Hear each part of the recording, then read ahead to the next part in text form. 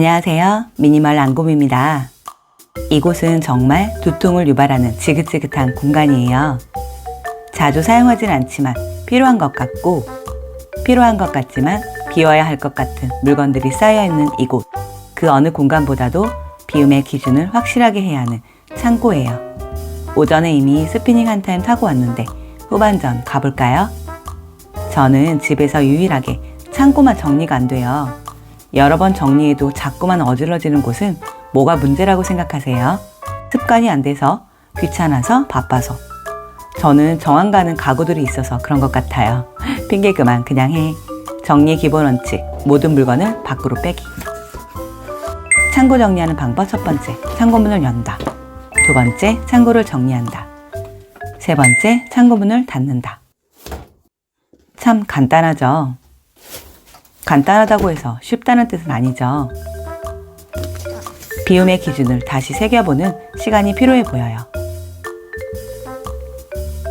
다시 고민해본 비움의 기준입니다. 첫 번째, 다시 안 살 자신 있을 때 비우기. 11살 된 공구상자는 들이마기로 했어요. 막상 필요할 땐 힘이 약해서 지인에게 빌려서 쓰더라고요. 다시는 사지 않을 것 같아요. 앞으로 강력한 걸 빌려 쓰기. 동갑인 철제 선반도 비어요.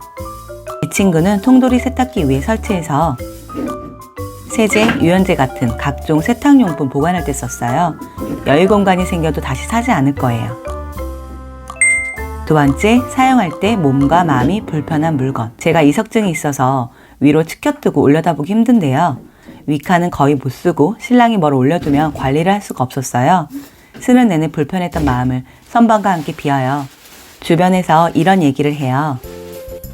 너무 오래된 물건이라 팔기도 그렇고 주기도 그래서 버려야 하는데 사람을 부리자니 돈이 아깝고 신랑 비위 맞추며 부탁해야 하고 치운 자리 청소해야지, 옮기고 엘리베이터 잡아서 내려가야지. 체력, 시간 낭비하는 것 같다고 버리는 것도 진짜 일이다 하더라고요. 빙고, 바로 그겁니다. 한 번이라도 큰 가구, 물건을 버려보신 분들은 아실 거예요. 배송은 가구점에서 해줬겠지만 버릴 때는 엄청난 마음가짐과 에너지를 써야 한다는 걸요. 그러면 안 버리면 해결될까요? 안 쓰고 방치되거나 자리만 차지해서 먼지만 쌓이기엔 요즘 아파트 평당 가격이 어마무시하잖아요. 공간이기 이전에 다 돈이라는 생각이 드니 정신이 번쩍 드네요. 버리는 게 쉬운 일이 아니라는 걸 몸소 깨닫게 되면 물건을 사는 순간 이별할 때를 그려보게 되더라고요. 뒤이어 드는 생각, 작은 물건 하나라도 신중하게 사자. 아니, 그래야 한다는 강한 신념, 의지 같은 것이 전 막 생겨요. 제가 이사 왔을 때 이곳에 의자 하나만 두려고 했었어요. 농담 반 진담 반으로 기도하는 방을 만들고 싶었어요. 힘들 때 잘 이겨내기 위한 나만의 힐링 장소, 뭐 그런 거요. 그때마다 남 탓, 운명 탓 불평하며 찌질하게 살 수 없잖아요. 이번엔 진짜 아껴주고 싶은 공간으로 만들어 보려고요. 매년 여름 제습제를 사고 있는데 버려지는 플라스틱도 아깝고 해서 올해는 재활용해 보려고요. 지금은 쓰레기처럼 부담스러워요. 여름엔 다시 든든한 존재로 변신하겠죠. 엄마랑 같이 쓰려고 샀는데 필요 없다고 해서 많이 남았어요. 꼭 쓰는 물건들 여분은 따로 모아놓고 아껴가며 쓸 거예요. 첫째가 만들어 온 가방부터 여름용품은 모아두고 쓰려고 해요. 그동안 가방, 모자, 장난감 이런 식으로 분류를 해뒀더니 찾는 시간이 오래 걸리고 비효율적이었던 것 같아요. 여름에 이어 겨울에만 쓰는 물건들도 모두 모아줬어요. 저는 불편해도 라벨링은 안 하고 있어요. 라벨링 해두면 안심이 돼서 자주 안 열어보게 될 것 같아서요.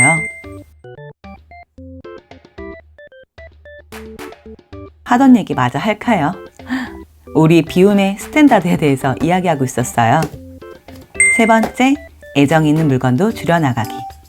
첫째가 다 배운 피아노 책과 읽으려고 남겨뒀던 책 중 반 비워요. 저 육아 책으로 배웠거든요. 육아로 힘드신 분들께 추천드려요. 10년 전 단 한 개도 해당되지 않았는데 관심 있으신 분들 체크해보세요. 어쩌면 여기가 너희 자리가 아닐지도 몰라.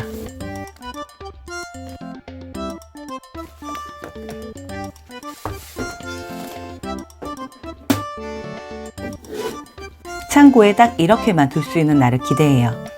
이번에도 사용하지 않으면 뒤도 안 돌아보고 버릴 거예요. 네 번째, 망가진 물건 버리기.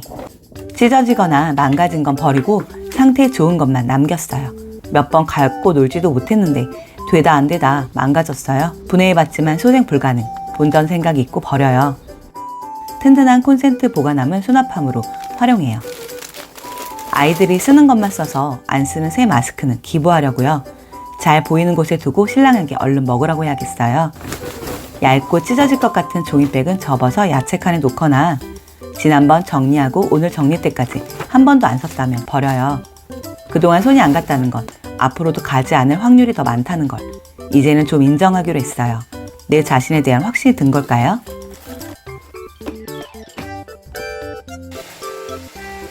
이제 진짜 마무리가 남았어요. 현관은 밝게 하면 좋다고 해요. 액자는 제자리를 찾았습니다. 웬만해서는 제 선에서 정리를 해왔기에 잘 들고 나갈 수 있는 조치를 취하는 이 과정이 가장 힘들지만 보람된 순간인 것 같아요. 신발인 군화, 인라인을 신발장에 넣어둘 생각을 왜 이제서야 한 걸까요? 인라인의 이응자도 모르지만 이걸 신랑이 신는 날이 금방 오지 않을 거라는 건 알 것 같아요. 아하, 인라인 가방 들고 생각났어요. 바로 그곳. 책을 꼭 책장에 꽂아둬야 읽는 건 아니더라고요. 보이게 해놓고 다시 돌을 닦아보려고요. 이곳에 거울이 딱히 있어야 할 이유는 없어 보여요. 갑자기 얼마 전 다녀왔던 북카페가 생각났어요. 갤러리 같은 느낌이 드는 이곳을 지나가면서 정말 힐링됐거든요. 여기가 우리 집이었으면 좋겠다 생각했어요.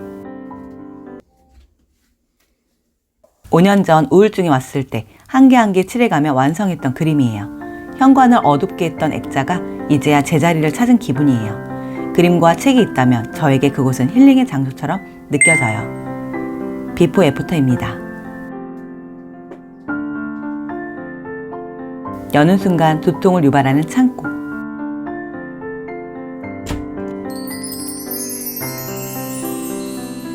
현재 쓰고 있는 물건과 앞으로 쓸 물건들 모두 심사숙고해서 남긴 물건들이에요. 사실 제가 마음에 쏙 드는 전신 거울이 없어서 5년째 안 사고 버티고 있어요. 당분간 대신해 봅니다. 이번엔 모기채가 빨리 망가졌어요. 이번 창고 정리에서 나온 물건들과 지난번 모아뒀던 물건들 모두 굿윌 스토어에 기부해요.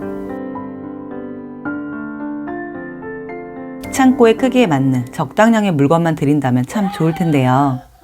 찾을 때마다 뒤엎으며 시간, 체력 낭비하는 골칫거리 창고로 만들지, 언제 열어도 필요한 물건들로만 채워져 있는 든든한 창고로 쓸지는 각자의 몫이겠죠. 저도 잘 유지할게요. 오늘도 함께 해주셔서 감사드려요.